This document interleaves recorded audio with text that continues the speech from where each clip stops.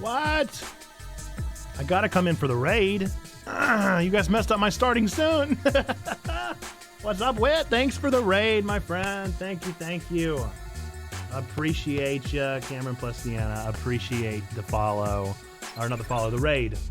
The raid of the channel with 4 viewers. Thank you. Appreciate you. What were y'all playing this morning? Still going on Gloomhaven, or have you moved on to a new game? What are we working with now? Welcome in. Sneaky, I see you. I see your first, and I see your lurk. Appreciate you. More Gloomhaven. That's fun, man. We'll see. Hopefully I'll get into playing it. Time will tell. We got a fun morning planned here, folks. Fun morning. We're going to watch our Cyberpunk Edgerunners sermon. We got a song.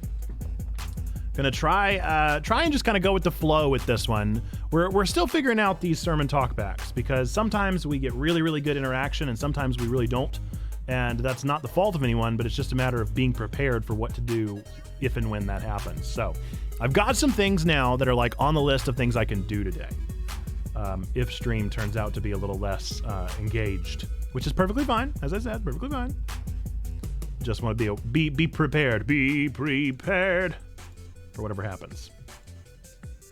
What happens, so we need to know about it. And be prepped. Well, appreciate the raid. What a way to start, man. So I have this ongoing, for those of you that don't know, I'm a real life pastor. I really am an elder in the United Methodist Church. And as somebody that is leading the way in digital ministry for the UMC, I always tell them, because I'm totally naive, I'm totally learning, I'm still very much an infant in all of this stuff, but the UMC asks me a lot of thoughts and opinions and questions. And one of the things that I always hype about Twitch is this concept of raiding. What a novel thing that the church does not do, but that feels so churchy. Like, can you imagine if First UMC went down the street to the other First UMC and just brought their whole congregation to keep the fun going from one service to the next? No, you can't imagine that. That's baffling. And yet it happens dozens of times every second here on Twitch. You know, with all the thousands of people streaming at a time. It's almost always happening, and that's wild. Tons of meetings for me, so I'll be here as much as I can. You're all good with. I understand. I appreciate you being here at all. Appreciate the lurk. Appreciate the background, whatever it may be. We're glad you're here. Glad you're here! Exclamation point! You matter. You are made of sacred stuff. The world is a better place. Why? Because you are in it. I'm gonna go spam at chat, and then we're gonna get started.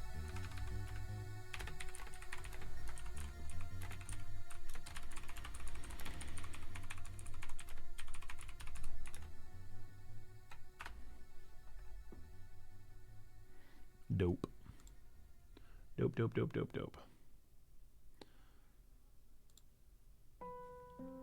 So we got muted yesterday. We got muted. I can't believe it. So I just assume that all lo-fi is fair game. But it turns out I'm wrong. I played a spooky lo-fi playlist yesterday for Spooky Day because we made the pumpkin behind me, the checkpoint pumpkin, and turns out incorrect. Not all lo-fi is DMCA free. So the more you know. I don't know what songs got claimed yet. I don't think the entire thing was muted. I think it was just portions. That's normally what Twitch does. So who knows? Who knows? But here we are. Here we are, and here we go. The question of the day for today is, if you could turn any video game or video game franchise into an anime series, what would it be? Any video game into an anime, what would it be? My answer from this video is that Cyberpunk is pretty much as good as it gets. I really can't imagine anything much better. It really did a perfect job adapting from one series to the next. To the point that some would probably argue that the anime is better than the game. Very impressive. Very impressive what they did. So I really can't come up with a better answer. I think the stereotypical answer would be I'd always love to see any Nintendo franchise, and maybe we will, since they bought that anime studio this year. Zelda would be really fun to see the anime version of. Yeah. All of my favorite things are anime anyway, so it's kind of hard for me to even pick them.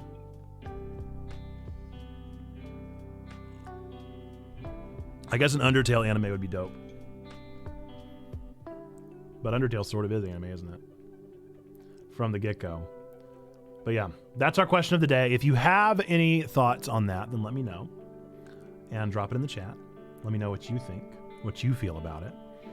And we're going to hang out here for just a couple more minutes, letting people hop in. And then at 9:05, I'm going to play our song for today, our centering song to kind of get us in the zone. And then pretty much as soon as the song is over, I'm going to throw us over to the theater, and we're going to watch our nerdy sermon for today. And when we get back, we'll talk about it. So, as we watch the video, type any questions or things that you might want to ask. This is open time, open forum, open season. If you have any general questions for me, feel free to ask those. By the way, I do have the PlayStation mug on purpose today. A little sass. A little Cyberpunk flavored sass, since Sony pulled them from their store. I thought that would be fun. We of course got to do a sound check, don't we? I need to go ahead and get my headphones in. And make sure the guitar sounds okay. I've been playing so much guitar recently. McAllister's aren't quite back. Not quite. I don't know if you can see them. Still aren't quite there. But you can see a little bit of shine there. A little bit of new skin shine. But they're nothing like they used to be, dude. I miss it. I honestly really do miss leading worship. That was some of my favorite times. All right. We're gonna do a quick sound check. We'll sing our song, and then we'll turn it over to Cyberpunk, yeah?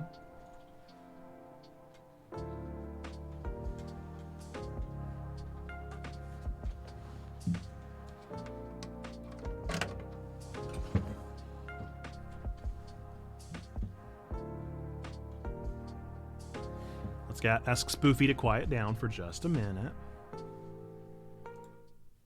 Thank you, Spoofy. We appreciate you. We don't know what we'd do without you, Spoof.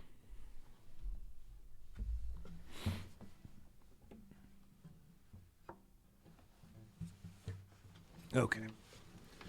Our song for today is co-written by Mac Powell of Third Day.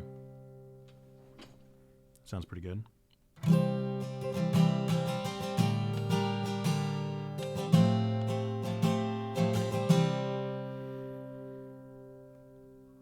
Sounds pretty good. Eternal God, unchanging. Yep. Level sounds good. Everything sounds good. We're going to get into it. Again, we're going to go pretty much straight from this song into our video, so be prepared for that smooth transition, smooth operator. And I'm going to throw the lyrics up on the screen in case you want to see them. Again, the song is called Our Great God by, I don't know actually who, Danny Ortega maybe? Is Danny Ortega a real person? I have no idea. Mac Powell? Yeah. You know, it was actually really difficult. This is a side tangent. So the Edgerunners, not to spoil anything, but the Edgerunners video for today is talking a lot about urban legends and how the Bible is kind of one big story of one urban legend after another, right? Not a lot of songs. Not a lot of songs about the Old Testament. Not a lot of songs about the characters leading up to it. I mean, it was to the point that I was like very seriously considering Leonard Cohen's Hallelujah. Because I was like, there's nothing. There's nothing about King David. It's so hard to find a song about King David or to find a song about Samuel or to find a song about the Judges. Very interesting to me.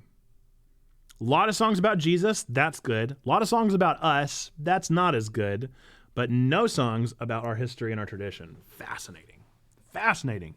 I'm sure some more hymns would have it. I just don't know hymns as well. So that's the crisis there. Okay. We're going to get into it. Again, we're going to go straight from this into our theater video. I'm going to go ahead and actually have that kind of cued so that hopefully I'll have to just click. Boom. Boom jams. Enjoy this song. Center yourself during this time. You don't have to sing along.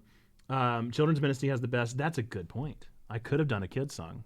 Man, Yakim, I need you in the process here. I need you in the planning process, apparently. But yeah. No, don't feel the need to sing along unless you just like this song and want to sing along. This is not really meant to necessarily be like a communal singing experience unless you just want it to be. The intention behind this is contemplation, is to center yourself because we're on the internet, we're on Twitch, you're watching video games, and then you're coming into this like third space where you're like, all right, now we're supposed to talk about Jesus. That's a weird thing. So we're going to transition into it with this.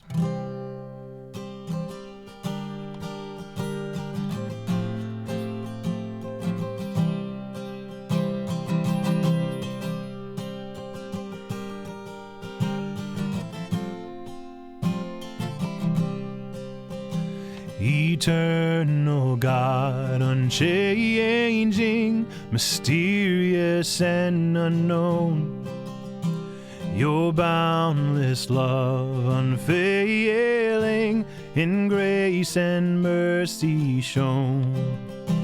Bright seraphim in ceaseless flight around your glorious throne.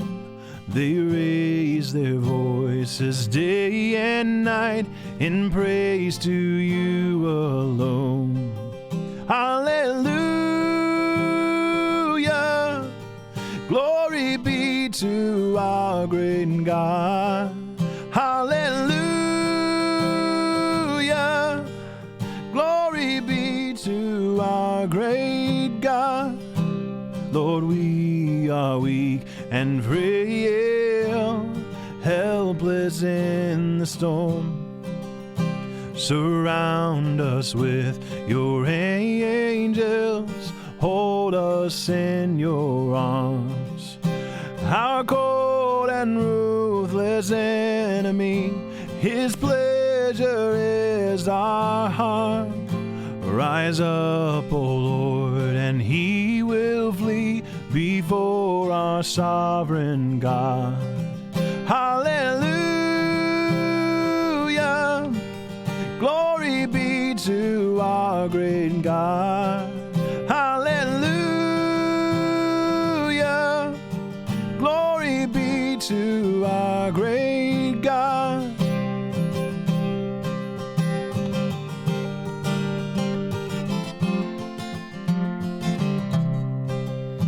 Let every creature in the sea and every flying bird, let every mountain, every field and valley of the earth, let all the moon and all the stars in all the universe sing praises to the living God who rules them by his word. Hallelujah, glory be to our great God. Hallelujah, glory be to our great God. Hallelujah, glory be to our great God. Hallelujah, glory be to our great God.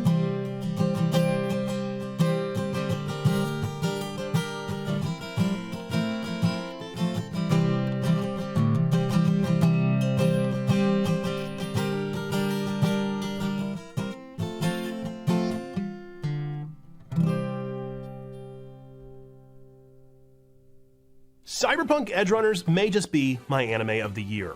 The world was downright immersive. It made me feel like I was inside of the video game. It fleshed things out in ways that a video game world just can't. The characters were all impressive and brilliant. The story was an epic tragedy that kept driving from one episode to the next. The music was bizarre, just like Night City would expect. All in all, it was about as close to perfect as I could ask for. But even more than just a delightful experience, the way that Edgerunners explored one of the best parts of Cyberpunk 2077 and the Cyberpunk universe built by Mike Pondsmith was what really set it apart. The truth of Night City is that it's a broken place. It's the tragedy that makes it so compelling. And since this is a nerdy sermon after all, I have to acknowledge that the Bible has its own fair share of depraved tragedy in its pages. For this video, we're focusing on David from Edgerunners, and David, do you see what I did there, from the story of the nation of Israel, along with maybe a few others. What hope do we have that Night City may or may not have? Let's talk about it. Folks, welcome to Checkpoint Church, where nerds, geeks, and gamers come together to talk about faith, games, and logging another 20 hours in 2077 after watching the anime and having that fire rekindled. That is how you do biz in Night City. I am your nerd pastor, Nate. If you like these weekly deep dives, be sure to sub, hit that bell, and find out when our next one drops. Folks, as always, we're going to be starting with our scripture for this one. Our scripture today is going to be read by one of our level 2 members, Duck Makes Things, also known as Darian. Going to be reading Acts chapter 13, verses 16 through 23. Going to be from the NRSV UE. That's what I sent them. It's what's going to be on the screen. That's my preferred translation. But if you have a translation that you prefer to use, feel free to use that one as well. Let's hear from Duck. Acts 13, 16 to 23. So Paul stood up and with a gesture began to speak. Fellow Israelites and others who fear God, listen.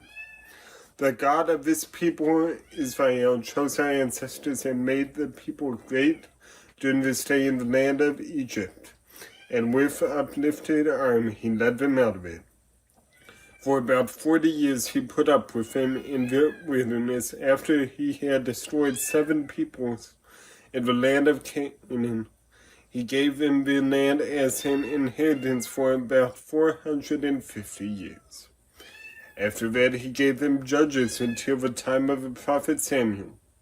Then they asked for a king, and God gave them Saul, son of Kish, a man of the tribe of Benjamin, who reigned for 40 years. When he had removed him, he made David the king.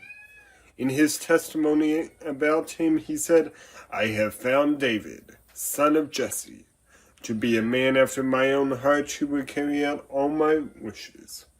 Of this man's posterity, God has brought to Israel a Savior, Jesus, as he promised. So let's start with the obvious. What is Cyberpunk Edgerunners and why should we care about it at all? The Cyberpunk universe has been around for decades and was originally a TTRPG or tabletop role-playing game designed by Mike Pondsmith. It's always been a contender and has its cult following, but certainly isn't on the same level of like Dungeons & Dragons or Pathfinder. As early as 2012, CD Projekt Red had been in consultation with Pondsmith to make a video game version of the TTRPG once they wrapped their DLC for the wildly popular Witcher 3. They were so hyped about it that they first released a teaser for it as long ago as 2013. Then there was this long, weird gap before offering a trailer to raucous applause at E3 2018, then E3 2019. Cyberpunk 2077.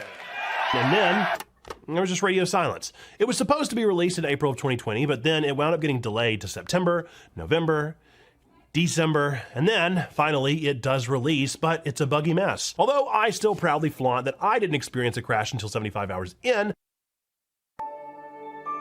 the consensus on the game was that it was broken. After nearly a decade of hype, it failed to reach expectations, even being so unexpectedly awful that PlayStation just stopped selling it for a little while. CD Projekt Red hit the ground running with update after update correcting the issues, and nearly 2 years later, the game is more than stable enough to experience in its fullness, but the bridge has been pretty badly burnt until Cyberpunk Edgerunners hit the scene and relit the fire. Developed by the one and only Studio Trigger, Cyberpunk Edgerunners hit Netflix September 13th of 2022 and absolutely rocked my world. As someone that enjoyed the world of Cyberpunk and genuinely had a blast with the game 2077, it was only natural that I'd watch this show, but I didn't expect it to go so dang hard. Edgerunners is the very adult and very graphic story of a group of Edgerunners who are basically technological mercenaries, with particular attention to the tragic love story of our main character, David Martinez, and his muse, Lucy. Did I just say muse?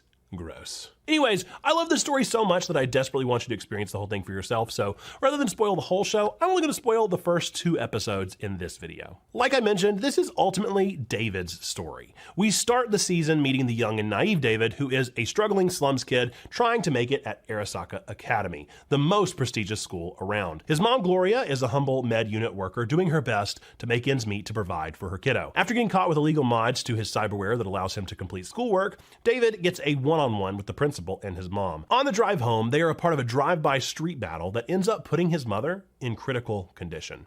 In an effort to find the funds needed to provide for her, he discovers some dark secrets about how she planned to pay for his school.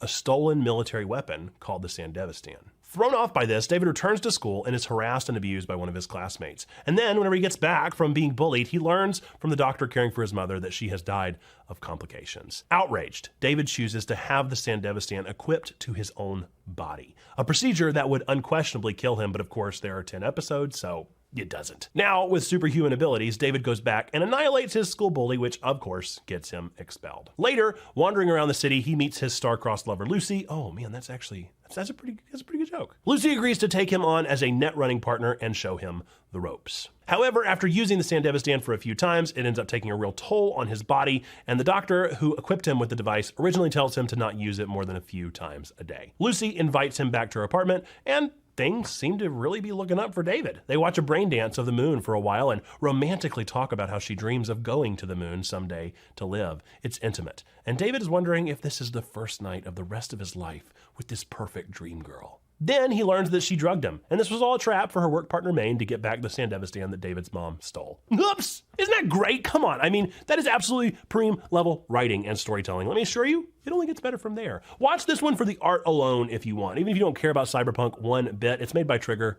It's excellent. But the story itself ain't nothing to shake a stick at. What makes this even cooler is that the devs actually added in new quest lines to Cyberpunk 2077, where you learn the story of David Martinez as a kind of urban legend in Night City. In our passage for today, Paul is presenting the overarching story of the Bible, leading up to Jesus, marking on the familiar touchstones that any respectable Jewish person would know extremely well. Fellow Israelites, Paul says, listen, you know that God who freed us from Egypt? And everybody's like, yeah, I remember that God. And he's like, and then you remember that God gave us Canaan, the promised land. Yeah, the crowd's like, yes, we love that guy. Super cool. And then we got judges and prophets, right? Oh yeah, dope stories. We love those stories. And then we wanted a king. We got Saul, and everybody's like, yeah, we got Saul. Saul was okay. And then we got David. Yeah, oh, we love David. They're brought right back into it. Remember that prophecy about Jesse's lineage that would pass through David? Yeah. It came to fruition. Jesus is the guy. But then you actually killed him.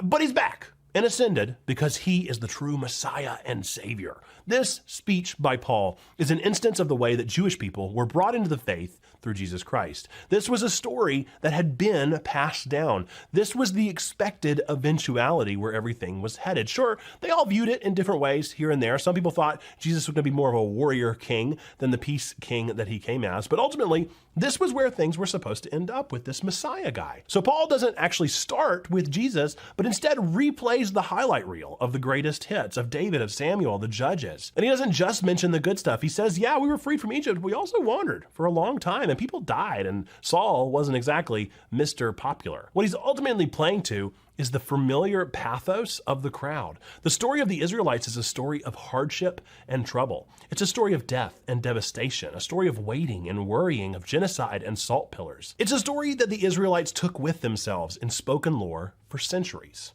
Aren't offshoots of religion and culture still really that way? I mean, what else is a holiday other than a reminder of the past, the good, the bad, and the ugly? The good news from Paul is that there is evidence of something new. The story is progressing. We're at the end of the story of the Israelites. With Jesus, the end has come, and the story of the hardships and lineage have come to a close. Now all are welcome. Christ died not just for the Israelites alone, but for the world, not just for the ancestors that came out of Egypt, but for Egypt too. In this way, Paul is building off of the urban legends like David and the Judges in order to bolster and reinforce the fulfillment of all of it. Despite the tragedies and downright awful circumstances taking place in David Martinez's life, I see a similar thing being done in Night City. Night City is a place of debauchery and division with serious brokenness inside it. But there is hope that happens on the streets with strong urban legend-like characters like David. As evidenced in the cases from 2077, David is a big enough deal to be a legend to V, our tough as nails protagonist in the video game. The bad times still happen for David Martinez and for V,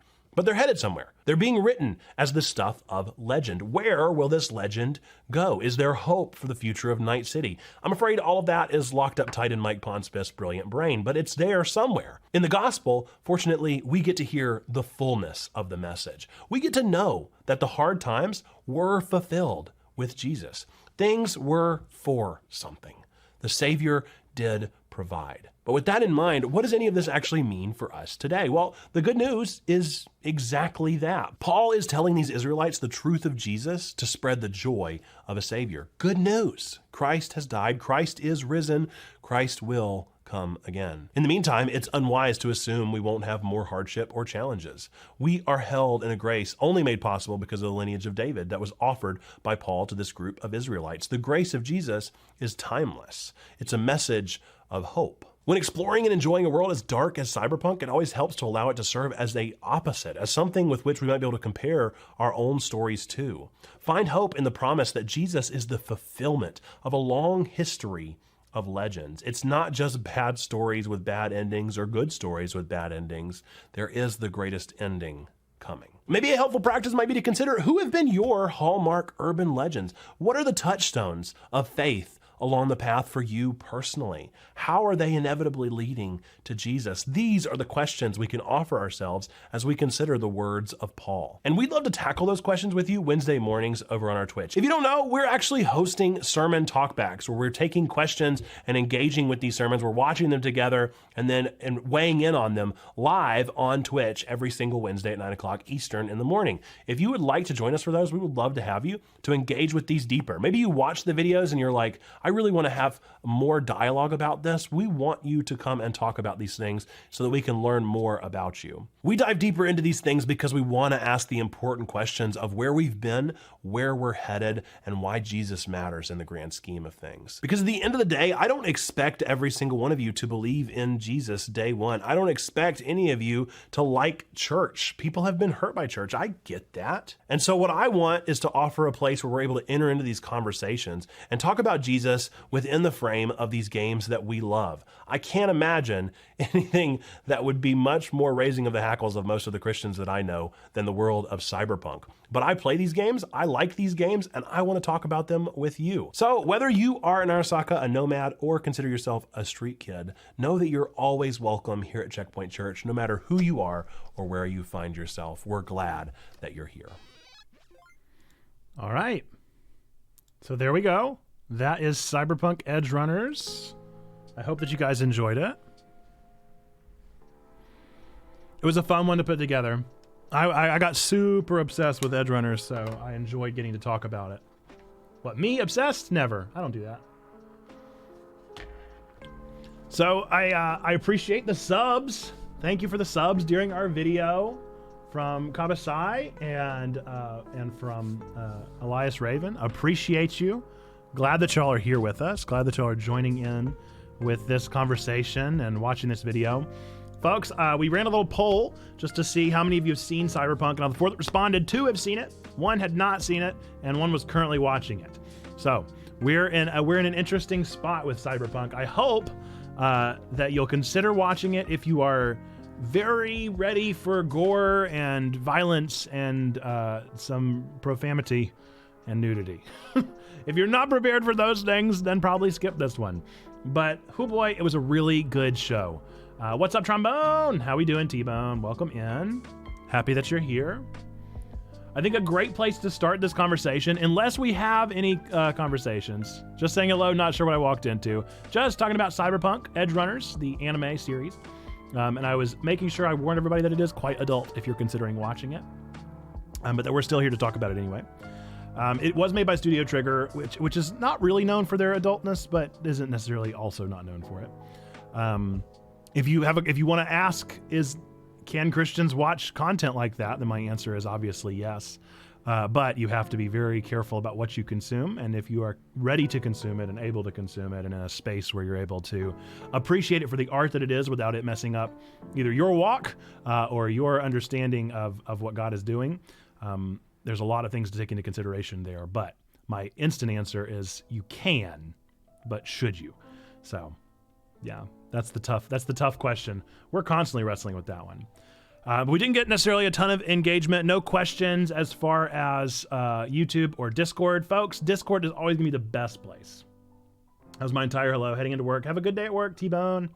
Appreciate you. Our Discord, !Discord in the chat if you want to pull that up, if you're not already a part of it. Our Discord is our most active place that we are. I mean, we're active every single day. We have people responding to our questions of the day. We have great channels talking about video games and the latest news and things as they're happening. So we'd love to welcome you into that space, get to know you better there. But if you're into these nerdy sermons, we also post a forum of each nerdy sermon. And so you're able to go into that forum, find it as soon as it drops, talk about it, engage with it, and let us know your thoughts about it there. And so if you're not able to join us on these Wednesdays, or if you have a question that you're like, if I don't write down this question, I'm going to forget it, that's a great time to ask that question and let us know that you have something bumping around in your brain. Great time to do it.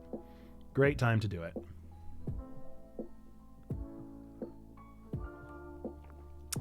We also have our YouTube comment section that we have a lot of people that engage with there.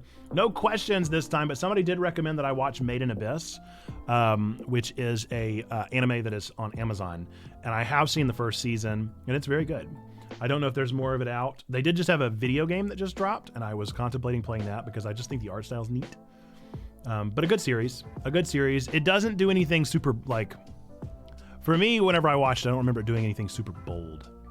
Not to say that it was forgettable, but it was during a season where I was reading, I think I had just started Promised Neverland, and Promised Neverland was so compelling that I think I couldn't think about anything other than that. But yeah. Well, if we have any questions, let me know. Drop them in the chat. I'm an open book. If you got questions about Cyberpunk, if you got questions about the sermon, questions about Checkpoint Church in general, questions about life, questions about anything, I am here to answer and respond and engage with you. If you want to know what coffee I'm having the Squirrely Blend from Pisgah Brewers here in North Carolina. I did a pour over this morning. It's very nice. It is microwaved, and that's a big bummer. But the issue with my pour over is that it doesn't seal, and so it makes way more than one cup, but it doesn't seal to keep the heat in, and so it gets cold inevitably. And my second cup from the pour over is always cold, and then I got to microwave it, and nobody has time for microwave coffee, but we do what we have to do. Movie game, you got it. Of course.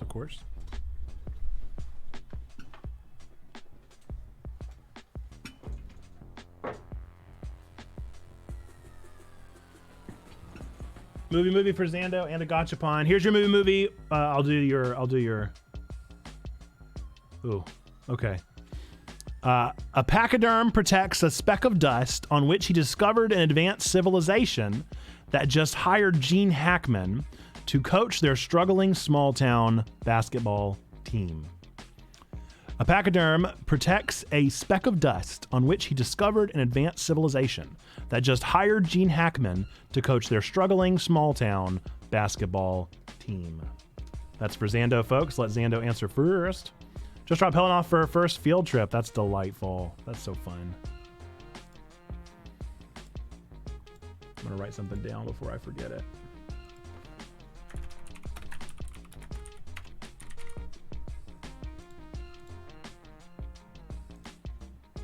Horton, here's the Hoosiers. Nailed it.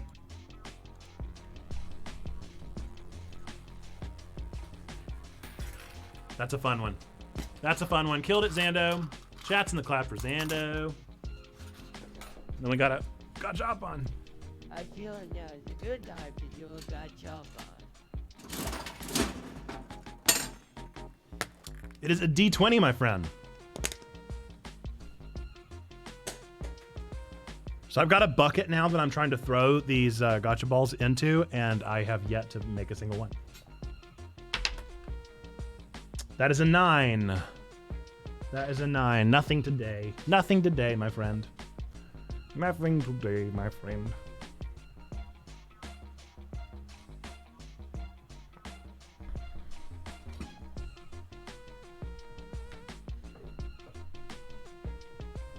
So the question at the end of the video, the question at the end of this nerdy sermon was a helpful way to think about this passage and to think about this concept is to consider who are the continuing line of urban legends, or perhaps as the United Methodist Church would prefer I call them, the saints.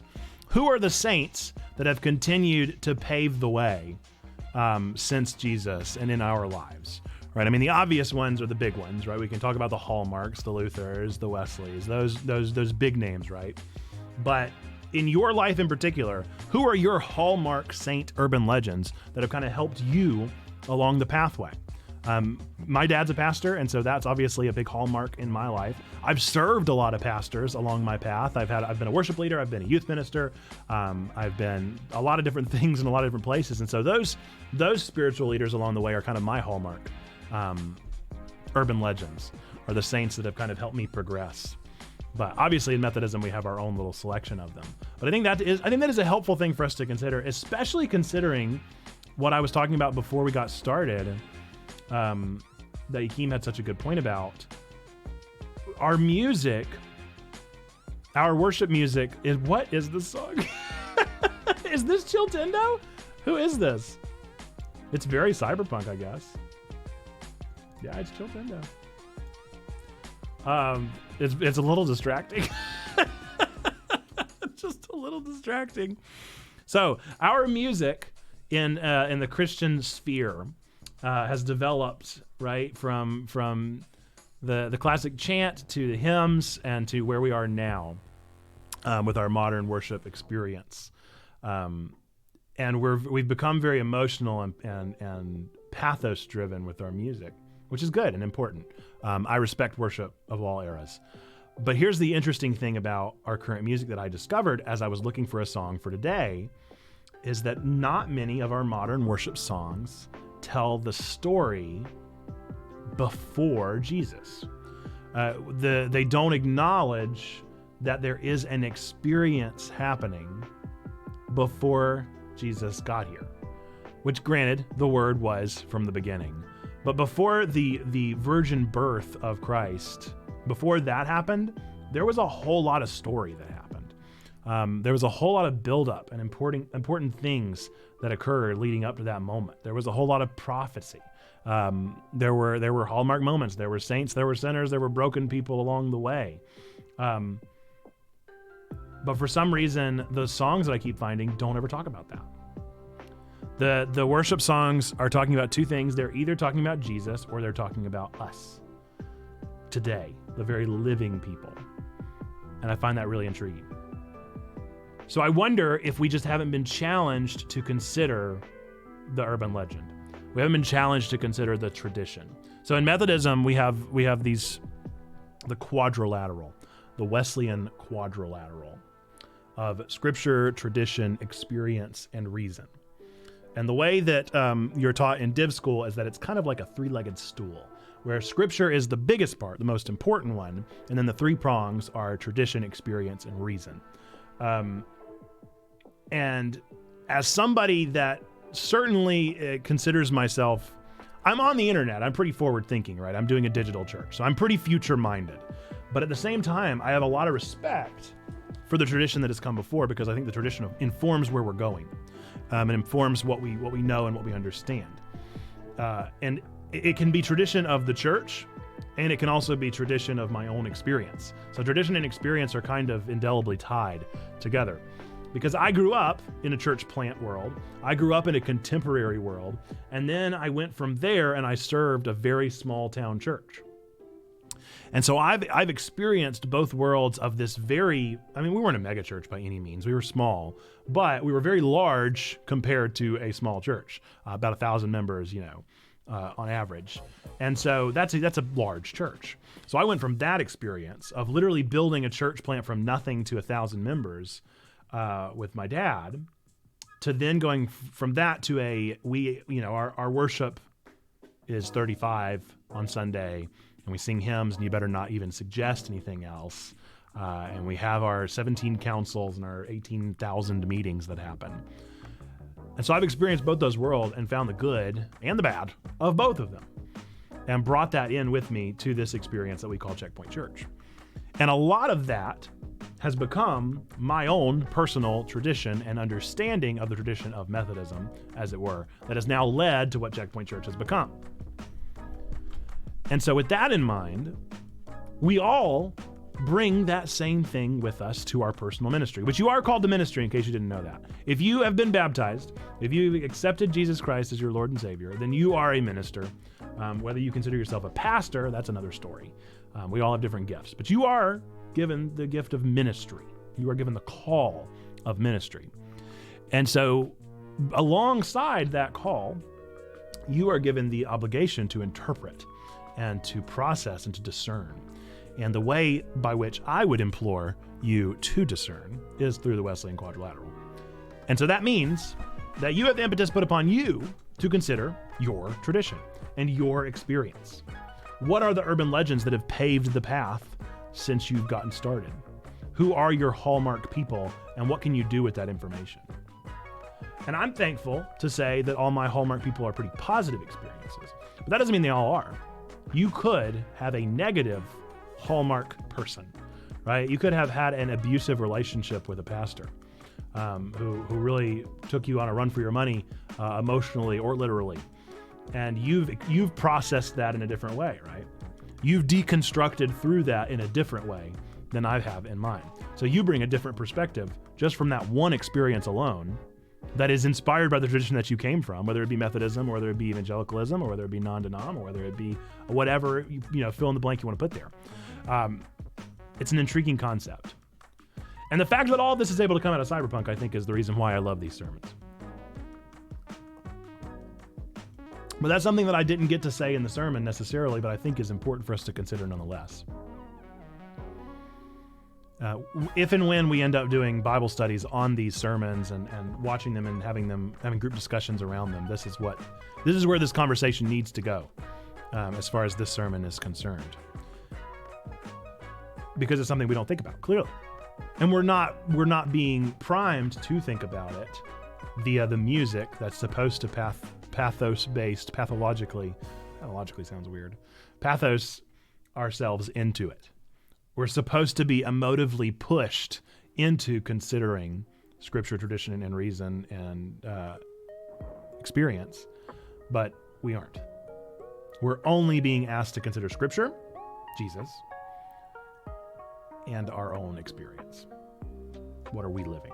We're not being tasked with experiencing our tradition. Very interesting. Very interesting. What do you guys think about that? Any thoughts? Am I on in the background? That's fine. That's fine if I am, but if you're actively engaging with this, how do you interpret this? How did that did you wrap your brain around that? You see any fruit in that line of thinking? I'm always intrigued. But yeah, I think this was a good sermon. It was a fun one. I really enjoyed putting it together. I enjoyed watching Cyberpunk. It was one of those anime that, like, as soon as I would get to the end, I'd immediately click the next episode button and I would just binge it like crazy. That doesn't really happen to me anymore because this job is demanding. And one thing that I've noticed is I have to literally put on my schedule to watch an episode of something every day so that I can keep up with the Joneses, because if I don't, then my day will end. Finally sat down on my computer. You've technically been on in the background for me. You got it. Xando, I need your help, by the way. I can't figure out how to get Overwatch on my Steam Deck, which I guess I could just play it on the Switch, but I want the Steam Deck power. The power. Can't figure it out. It keeps freezing up on me. I keep going into different compatibilities, reinstalling. I haven't even attempted. Oh, well then I'm all confused. Didn't you say, maybe you said Stream Deck yesterday. Did you say Stream Deck?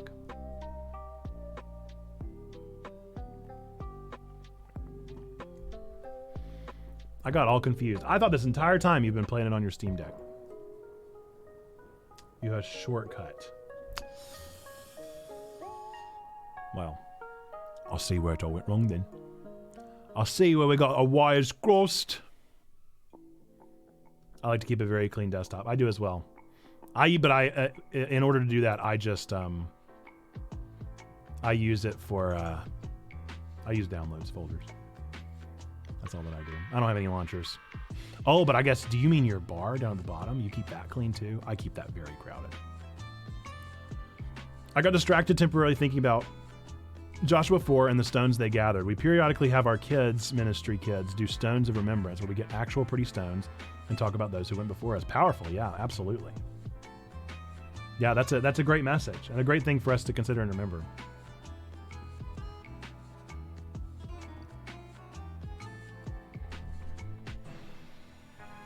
Yeah, not dissimilar from the stacking stones. What are they? They're not kairos. What are they called? I can't remember what they're called. The stacking stones. Those are also very powerful. Waypoints, right? Waypoints, markers, pathways, memories, people. It's all important stuff.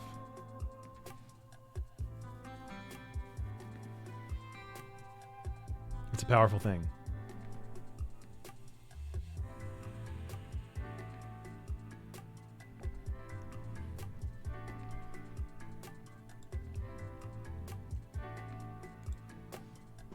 Right? And where is Joshua? Joshua's in the Old Testament. Joshua's in the tradition. We just, for some reason, we're loath to take ourselves back to the older books and to consider the overarching story as they connect. And I'm just as guilty.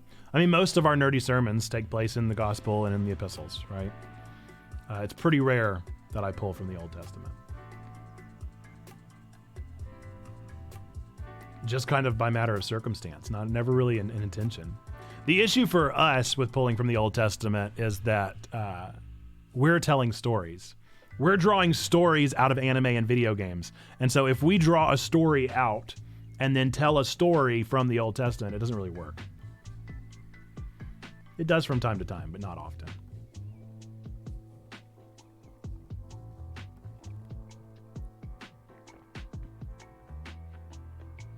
Yeah. Very interesting stuff. Very interesting stuff.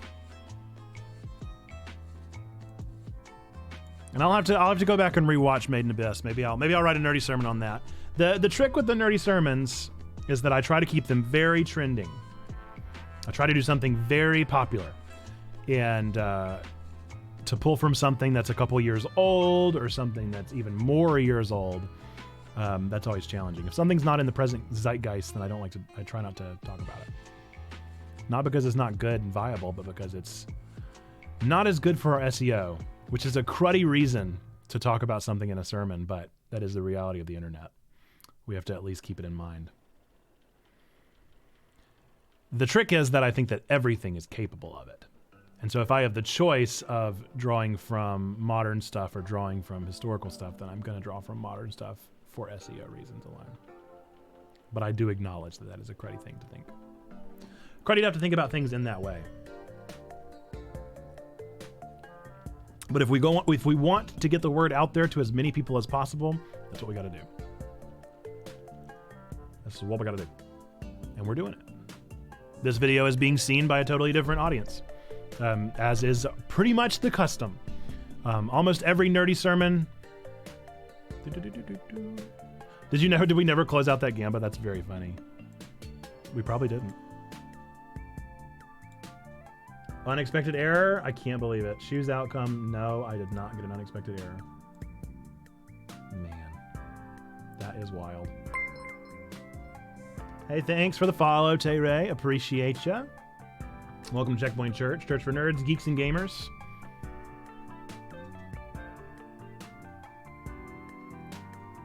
Happy that you're here. You have a very impressive stream avatar down there.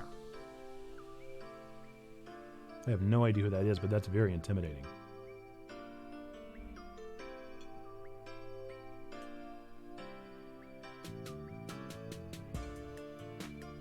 I don't recognize this song either. Sitting at 20K, holy moly. How far is that from a VIP? VIP is 100K, right? I think Trombone would be at 100K 10 times over if she would stop redeeming loose glasses. But she won't. She loves it. Overwatch queue. I thought you meant channel points. Yeah, I tried this morning, but again, it just froze up. froze up on me. I got so frustrated. I keep having to restart my Steam Deck. It's definitely doable. People on the internet are doing it. I don't know if Overwatch 2 is maybe the issue. Maybe the fact that it's Overwatch 2 that's causing the crises. But I don't have any time to play today, I'm afraid. I'm busy as a bee all day long. After this, I got to write our newsletter. Our newsletter is just not written. It's just not written. I got to do it immediately after this. Then we have our virtue audit over on the Discord for our level 2 people at noon today, I'm pretty sure. Isn't that when it is, or is it Thursday? Pretty sure it's today. 5 community subs. What on earth? Oh my goodness. All those subs. To Wilpog, Vol, Classic Hill, Warrior of Light, and Graphic Word Live. What's up? Yakeem, you're too generous. Thank you, thank you. What is up? Subs on subs on subs. Thank you, thank you. Peace and love, peace and love. We actually need to do some sub wheel spinning, don't we? Who all has subbed during this time? Elias, I remember Elias subbed. Kobasai. If you guys want to, let me know how hard to spin the sub wheel. We'll get those sub wheels spinned. Spun. Span. Logged on at 11 p.m. last night, never expecting to get in. I was told I had 400 people in front of me. When it got to 0, it reconnected and said 30K, and that went quickly. Interesting. Yeah, I got in last night. I got in this morning too. But it just keeps freezing. All right. Got to write down all these subs. Write down these subs. The first one was Kobasai. Second one was Elias. Third one was Wilpog. Fourth one was Vol. Audacity. Classic Hill was 5th. 6 was Warrior, 6 was Warrior of Light.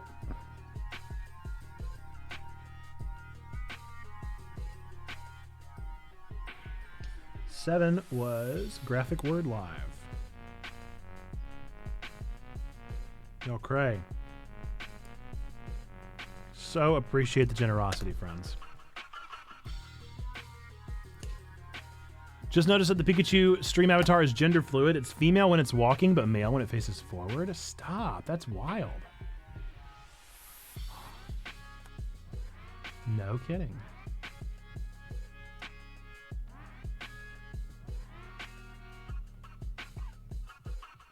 That is so interesting.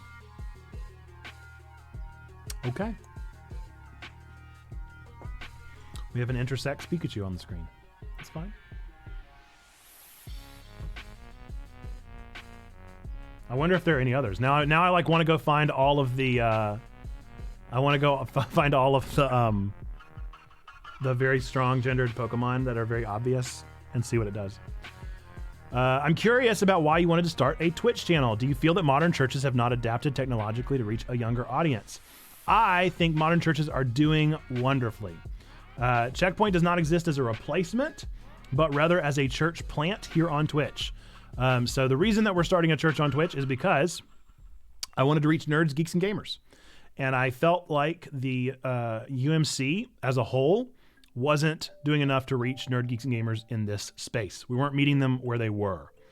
And so originally, whenever I went to the conference and mentioned that idea to them, we didn't really know that it was going to be an online church. We thought maybe Twitch would be where we meet people. We'd also meet people at like conferences or conventions or out and about or at game stores. And then maybe we would open a game store like church, where we would be a game store during the week and then have worship on Sundays or something like that. All possibilities. These were all like viable options for us. But we started in 2020, which was when COVID hit, obviously. And in order to respond best, we started on Twitch and kind of got a slow start just meeting people. And then whenever we were on Twitch for a couple months just meeting people, people wanted a place to gather. They wanted a place to be together because they were developing relationships and didn't know how to continue beyond chat. It wasn't enough. We were streaming 6 hours a week at that point, 2 hours, 3 days a week. And it wasn't enough for people. They missed each other. And so somebody that was along with us from the very beginning said, you guys got to start a Discord. So we started a Discord, and we discovered that the Discord is basically a church building. And so we started building our Discord out to become our like monastic 24/7 church building that exists where we gather. And so now here we are 2 years later, really only intending to meet people on Twitch and figure to point them back to our church. And it just so happened that our church became an online church on Discord. But that has nothing to do necessarily with the other churches adapting at an adequate rate or reaching the proper audience. It really just has to do with this was a calling. I wanted to reach the nerds. I looked at where they were. I met them where they were, and we found that this is where things were happening. This is where God was leading. This is where the Spirit was forming. And so we went with it. We ran with it.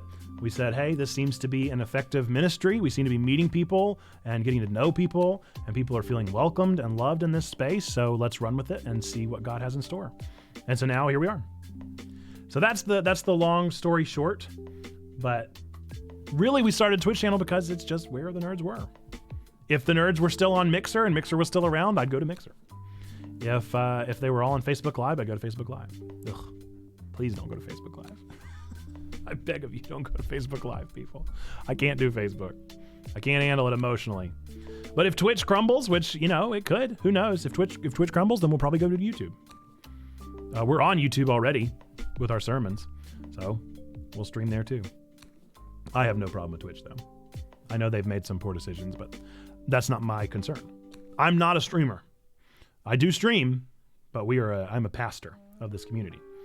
And so my biggest concern is who are we reaching, and are we still reaching people here? And I still think we're reaching people on Twitch. Case in point.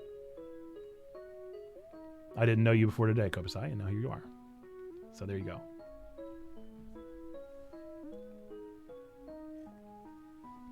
But, you know, the interesting thing to me is that I knew about Twitch, but I had never watched a Twitch stream before we started the church here.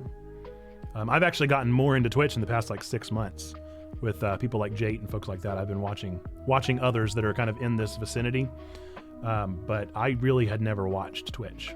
I had to create an account for this. So I wouldn't even describe it as a want to start a Twitch channel. I think it was just I wanted to reach nerd geeks and gamers, and this is where they were. I think that's also what inspired Game Church and Love Thy Nerd, you know? They started as wanting to reach the nerds at conventions and then have turned into what they are now. Still going to conventions, but also an active Twitch channel and Discord community and Facebook community. Facebook. That's a great question. That's a great question. I'm always an open book about stuff like that. Feel free to ask me stuff like that anytime, folks. I'll give you the most honest and straightforward answer that I got. Unfortunately, sometimes the answer is going to be, I don't know, or it's not really that way. I think that's one of the things that keeps coming up with some of our conversations on like anime and things like that, is that there's no room for argument anymore. It just kind of is what it is. We are allowed to watch anime. We are allowed to play video games. That was my big challenge with this one. I honestly really, really wrestled with whether or not to write a sermon on this one because Cyberpunk is so adult. Both the game and this anime are extremely adult. And I always try to be really thoughtful and considerate of, like, on one hand, I don't want to be a youth ministry. I have no problem with youth ministry. I have no problem with having an extension of our ministry that is for youth. But I don't consider Checkpoint Church a youth ministry. We're a church plant. And so we're going to talk about adult things. Technically, no one should be in our... We don't have a presence for anyone under the age of 13. So we have no children's ministry. And our youth ministry is honestly unformed because we don't have anyone that is able to work it. We can't afford to hire someone, and I am full-time here. So I try to just let ourselves talk about adult things because we just have to. We just have to, because these things are so important and they're so good. I'm really contemplating talking about Intergalactic, that new animated movie that just dropped on Netflix that's really an advertisement for Kid Cudi's album, but it's a really good movie. This is really wholesome. You want to play Cyberpunk, Stain? Do it. Do it. I love Cyberpunk. Knowing the games that you love, I think you would enjoy it. It's not quite as fantastic as the games that you like. It's not quite as like I know Horizon feels like a fantasy experience, right? But I think that you would, given your love of all, I can't believe it's still $60 on Steam. Pretty crazy, isn't it? Yeah. The Witcher goes on sale all the time, though. I'm amazed it hasn't followed suit.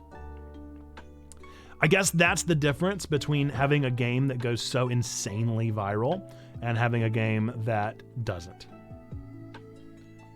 The Witcher 3 has more than made back all of the money that it took to make it. And so they're able to just continue putting it on a perpetual sales cycle. But Cyberpunk didn't do as good as it needed to. And they just can't drop the price. Feels like a Nintendo move.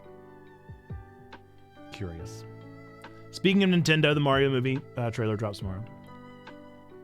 Confession, I haven't turned on my PS5 since I got my Xbox X. No way. I very rarely turn on the PS5 anyway. Pretty much just for games here. But I'm so out of touch, dude. I'm so out of touch with that genre. I just don't play those games. I don't play them. I play indie games. I play so many indie games. I've got this PS5 for indie games. I have this very expensive PC to play indie games. Folks, we're at the end of our stream here. So I'm going to wrap up and find somebody to raid. But I thank you so much for tuning in and for being a part of this. I look forward to getting to know you all better, all our new follows and subs here. Do let me know. I will plan on doing those subs tomorrow morning. So we'll spin the sub wheel tomorrow morning. If you have a preference, let me know. Otherwise, I will just do clockwise 5-speed and we'll figure it out from there. Let's see. Turned on my Xbox One X about a month or two ago to get the disc out of the disc drive so I could sell it. Oh, no! Yeah. Xbox is good if you don't have a PC or if you don't have a powerful PC. But if you got a PC, there's no reason to own an Xbox. Okay. We're going to find somebody to raid. Folks, we are Checkpoint Church. We're really a church. I'm Nerd Pastor Nate. I'm really the pastor of this community. We believe 3 things to be true about every single one of you out there. Number 1, we believe that God loves you, like really, really loves you, wants a relationship with you. Number 2, we love you. We want community with you. That's what we're doing here on our Twitch channel, over on our Discord 24/7, and on our YouTube channel every single week. Hey, thanks for more subs, you guys. What is happening? Oh my goodness. I can't fade off after that. Flat Cap Dapper Pastor. Flat Cap Dapper Pastor. FCDP. What is up? Hobasai gifting 5 subs. Thank you so much. Now I gotta write all these down. You guys stalled me for a little bit longer. You got me stalled because I gotta write down these. But I didn't get to finish. God loves you. We love you. And then 3rd, you matter. You're a person of sacred worth. The world is a better place. Why? Because you are in it. Folks, this is wild. Thank you for all these subs and all this love and encouragement. It is needed, it is important, and we appreciate it. All right, Royal Heart 24 is our first one. And we got a lot of sub wheels. People are going to be getting some gifts. I think the odds are against me. I think we are giving away a t-shirt this time. Miss Stern, Convod 6.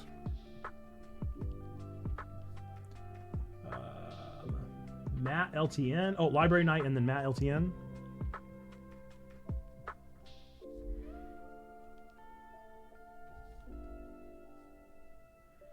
Matt Wormbeer. By the way, folks, I will be at LTN next week. Is that it? Is that all 5 of them? That's all 5 of them. Whew. Oh my goodness. Well, thank you so much for your subs and your generosity, friends. I really cannot express how thankful I am for it. And for the encouragement. Get your autograph books ready. We got so many famous nerds out there, and Flat Cap Dapper Pastor hopping in. Welcome, welcome. We are actually just wrapping up, but I appreciate you being here and for dropping a quick hello. I want to make sure I didn't miss anything. Let me go through my commands, just make sure. Okay, I think we're good. Well, this has been a great stream, folks. I really do appreciate you taking time out of your day to join us on these weekly sermon talkbacks. Be sure to let people know about them. This is a place for us to have deeper conversations about all these fun things, and I would love to continue to talk about them with you. Next week's, do you guys want a spoiler on what next week's is? You're gonna be mad. Y'all are gonna be mad. Y'all are gonna be mad. Yeah, I'll feel blessed to have this. Have a good day. I hope to get to know you better, Kobasai. Good to get to know you. I hope you're able to join us. We'll be back to live tomorrow at 9 o'clock Eastern time, same place, except this time for 3 hours. And I haven't decided what we're gonna do yet. We might play Overwatch. We might play through Next Fest. We'll see. It is not Cyberpunk again. Next week's sermon, which is this Sunday's sermon, is gonna be on Milgram. You guys, you knew it was gonna be Milgram. I'm obsessed with Milgram. I can't help it. Please don't hate me. Please don't hate me. We're gonna go raid Love Thy Nerd because of LTN Con. So LTN Con is coming up very, very soon. At least isn't Andor. I'm gonna try. I got nothing for Andor, dude. I've watched every episode and there is so little meat on the bone that I can't figure out what to talk about. Conversation for another time. Thank you for joining us. Thanks for your subs. Thanks for being here, folks. God loves you. We love you. You matter. Until next time, go spam some you matters in the chat for our wonderful friends over at Love Thy Nerd. Bye-bye.